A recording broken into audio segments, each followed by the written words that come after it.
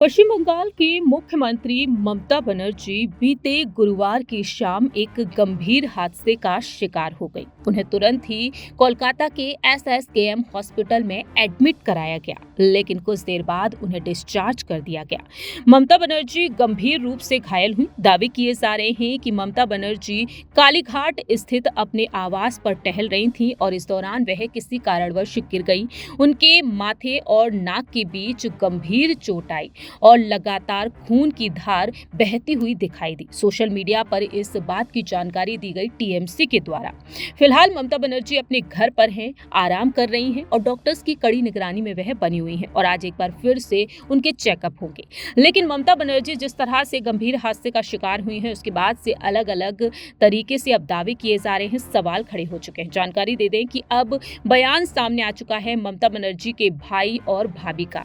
ममता बनर्जी की भाभी और तृणमूल पार्षद कजरी बनर्जी ने इस मामले में साजिश की आशंका जाहिर की है। उनका कहना है कि दीदी धक्का लगने से गिरी। उन्होंने बंगाली भाषा में जो कहा उसका मतलब यही रहा कि उन्हें किसी चीज का धक्का लगा। कजरी के जो पति हैं कार्तिक बनर्जी, उनका कहना रहा कि मैं वहां मौजूद नहीं था, लेकिन मैंने अपनी पत्नी से बात की जो दीदी के साथ एसएसकेएम हॉस्पिटल गई थी। परिवार के एक अन्य सदस्य का कहना है कि ममता बनर्जी पहले गिरी और वहां बने एक छोटे से कैबिनेट के धारदार किनारे से उन्हें चोट आ गई।